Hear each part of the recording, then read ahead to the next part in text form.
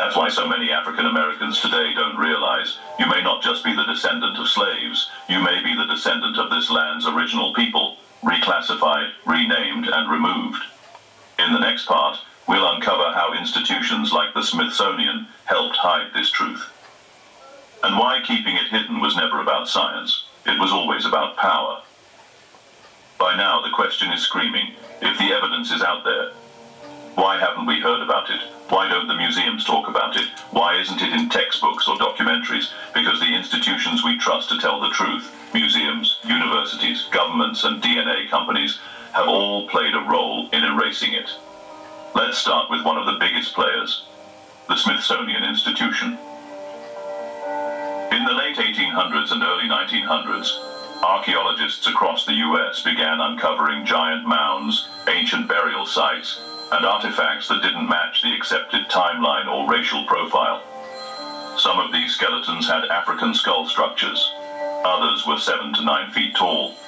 Many were found with advanced tools, gold artifacts, and complex geometric arrangements. Thousands of these remains and artifacts were collected and sent to the Smithsonian, and then disappeared. Reports from former insiders allege that entire warehouses of evidence were locked away, reclassified, or outright destroyed to maintain the official narrative of who first lived in the Americas. Because if the Smithsonian admitted that black people had ancient civilizations on American soil, it would flip the entire foundation of American identity. Now imagine the implications. If black people were here before Columbus, they weren't immigrants or slaves. If they were indigenous, they were owed land rights, tribal status, and reparations. If they built societies, they weren't savages needing civilization. They were already civilized. That truth would be explosive. It would dismantle colonial myths. It would undo hundreds of treaties and legal claims. It would force America to reckon with a stolen legacy. So the institutions went silent.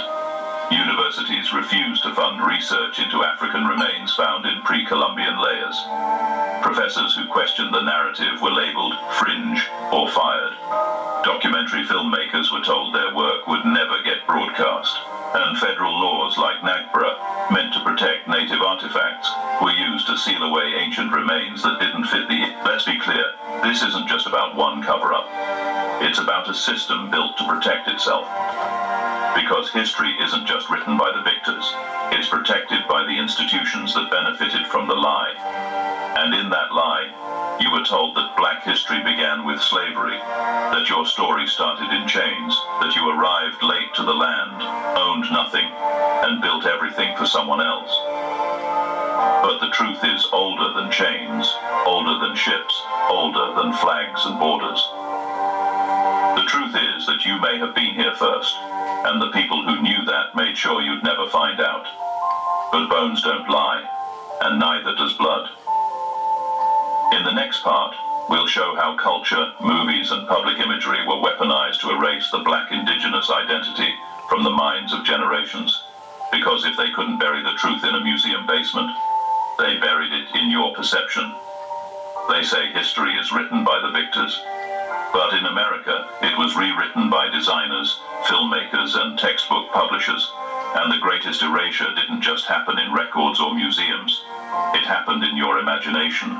Because even if the evidence of ancient black presence couldn't be destroyed, they could destroy the image of what indigenous and civilized looked like. Let's talk about how that was done. For over a century, popular media has fed us a carefully engineered picture of native identity. In movies, TV shows, and children's books, real natives were always light brown, high cheekbones, straight black hair, feathered headdresses. Anyone who didn't fit that mold, erased. Black natives, too confusing, too disruptive. So they were cut out entirely. In schools, we were shown illustrations of Columbus meeting Indians, but never dark-skinned ones, never black, never African featured. And when black children asked their elders why they were told stories about being Cherokee, Yamasee, or Creek, they were told it was just family folklore. Even though government records from the 1700s and 1800s list black native tribes by name. So what happened? Cultural erasure, by design. The US government and media rebranded what it meant to be Native American. They needed a clean visual identity, one that served the story of a conquered people, not an original sovereign one. So when African-descended tribes like the Black Seminoles or Washita Nation demanded recognition, they were dismissed as African Americans trying to steal native identity. Let that sink in. The original people of this land were now being called imposters in their own home. But the theft didn't stop at the image. It took the names, the languages, the rituals, and the symbols too. Words like tribe, totem, medicine man, warrior, and drum became associated with one racial profile, while the African roots of these same concepts were dismissed as a superstition or slavery remnants. Meanwhile, Hollywood romanticized the Red Indian, gave them a mystical vibe, made them sidekicks or spiritual guides. But the black indigenous? Nowhere, invisible.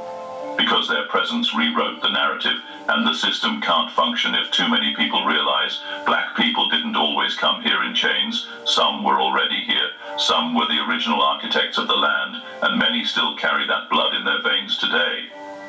So they didn't just bury bones, they buried identity. They replaced ancient tribal names with racial categories, replaced sacred ceremonies with stereotypes, and replaced the face of Native America with one that excluded you. But culture is memory, and memory is resilient. And now people across the country are waking up, reclaiming lost names, rediscovering erased nations, uncovering documents their ancestors were forced to forget. Because the real history of America is too big, too old, and too black to stay buried forever. And in the next part, we bring this story home. We're going to connect the past to you, right now, because if this is your blood, this is your land. Let's stop for a second. This isn't just a story about the past. This is about you. If you're a black American, if your family has deep roots in the South, if your grandmother ever said, "We have Indian blood," and no one believed her, then this isn't just history. It's your identity. Because what they never told you in school is that many African Americans aren't just descendants of slaves. They're also the descendants of indigenous black tribes, the original people of this land. People who were here long before Columbus, long before slave ships, long before the maps were redrawn and the labels rewritten.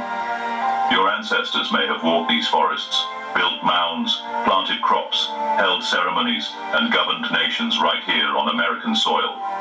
But when the government needed the land, when the settlers came, when racial systems needed boxes for control, they didn't ask who your people really were. They reclassified them, from Indian to colored, from free people of color to Negro, from sovereign to slave. And suddenly, your story, the true story, was wiped out with the stroke of a pen. But DNA remembers. Oral history remembers. You remember. That's why it never felt quite right. Why there were gaps in the ancestry test. Why the family tree ends in question marks. Because the truth was hidden, not just in the records, but in you. And now it's time to reclaim it. Because knowing this changes everything. It changes the way you see yourself. It changes how you walk through this world. It changes what you're owed, what you represent, and where you come from. This isn't about erasing one history to replace it with another. It's about restoring the missing piece. You are not the afterthought of history. You are its foundation. And they didn't want you to know that. Because when you know who you are, you stop asking for permission. You stop begging for a seat at the table. You realize you built the table. So now, what do you do with this truth? You ask questions. You challenge documents. You dig up what they buried. You tell your children a different story, one that starts not in chains, but in sovereignty. Because once you realize that you may be both African and indigenous, the shame disappears, and in its place, pride, power, and purpose. In the next part, we'll close this chapter with a vision of what happens when black people begin reclaiming their land, legacy, and language. Because this isn't the end. It's the beginning of returning to who we really are. They said you came from slavery, that your story started in chains, that your roots began on the shores of Africa, cut off, forgotten, erased. But now you know, that's only part of the story. Because before the ships, before the plantations, before the reclassifications and the rewritten laws, your ancestors may have already been here, on this land, raising families, growing food, building civilizations, living free. The truth is simple but powerful. America's first people were not just brown. Some were black, and many were reclassified, erased, and renamed so you would never know. But here's the part they could never touch. Your blood remembers, your spirit remembers, your story survived, and now it's resurfacing. So don't let them erase you again. Speak it, share it, reclaim it. You are not just the descendant of those who were enslaved. You may be the descendant of the land itself. Before you go, join the movement. Comment below and tell us where in the world you're watching from. Are you hearing this truth for the first time? Or did your family always say, "We've been here"?